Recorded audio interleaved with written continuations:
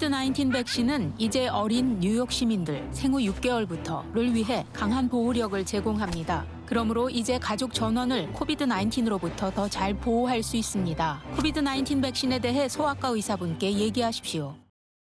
본 프로그램은 미주 최대의 한인은행에서 이제 아시아계를 대표하는 은행으로 희망을 설계하는 전문가들의 은행 뱅크 오브 호프가 지원합니다. 세계적 석학인 뉴욕시립대 크루그먼 교수는 지난 20일 뉴욕타임스에 나는 인플레이션에 대해 틀렸습니다 라는 제목의 칼럼에서 자신의 오류를 인정한다고 밝혔습니다. 크루그먼 교수는 바이든 대통령 취임 당시 엄청난 돈이 풀리더라도 미국 물가에 미치는 영향은 적을 것이라고 예측했던 바 있습니다. 하지만 최근 물가가 40년 만에 최고치를 기록하면서 자신의 주장이 잘못됐음을 시인했습니다.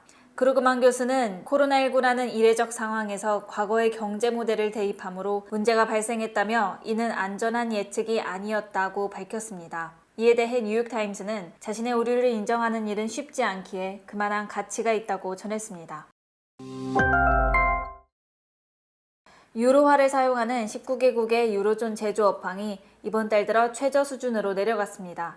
유로존 7월 구매 관리자 지수 예비치가 49.6으로 집계돼 25개월 내 최저 수준으로 드러났습니다. 서비스업 PMI는 50.6으로 15개월 내 최저이고 합성 PMI는 49.6으로 17개월 내 최저를 나타냈습니다. 유로존 경제가 산출물과 신규 주문에 있어 2021년 코로나 초19 봉쇄 이후 처음으로 모두 하락했습니다. 글로벌 투자은행 골드만삭스가 미국 증시 약세장이 아직 끝나지 않았다고 경고했습니다. 21일 CNBC에서 미국 경제를 둘러싼 인플레이션과 경기 침체 리스크가 지속되고 있다면서 장기화될 시 증시 약세장에 대한 하락 대비를 해야 한다고 전했습니다. 샤론 벨 골드만삭스 수석 전략가는 증시 바닥을 결정하는 필수 요소 중 하나가 인플레이션인데 여전히 인플레이션이 상승세를 이어가고 있다는 신호는 아직 바닥에 도달하지 않은 것으로 밝혔습니다. 1950년 이후 인플레이션이 급등했던 시기 S&P 500 지수가 대체로 하락세를 이어갔기에 향후 증시 약세장이 더 길어질 수 있다고 전했습니다. 미국 포드가 전기차 사업 강화를 위해 최대 8,000명을 구조조정하기로 했습니다. 블룸버그 통신은 수주 내에 최대한 8,000개 일자리를 줄이고 계획을 세웠다고 전했습니다. 포드 직원 3만 1,000여 명 중 26%에 해당하는 규모입니다.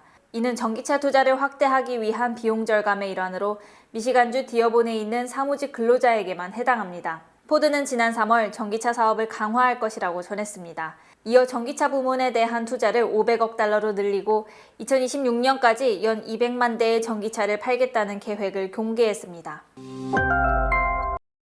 미국 항공사가 코로나19 이후 처음으로 지난 2분기 흑자로 돌아섰습니다. 아메리칸 항공은 2분기에 미국 지원금을 제외하고도 4억 7,600만 달러 흑자를 기록했으며 이는 여행 수요 폭증과 항공료의 인상 때문이라고 밝혔습니다.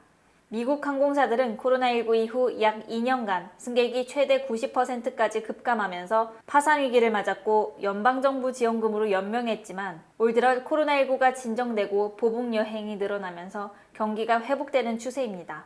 연방교통부에 따르면 올해 1분기 항공권 평균 가격이 328달러로 1년 전보다 17% 상승했습니다. 아메리칸 항공뿐만 아니라 다른 항공사들도 조만간 2분기 실적에서 대부분이 흑자를 기록할 것으로 추정됩니다.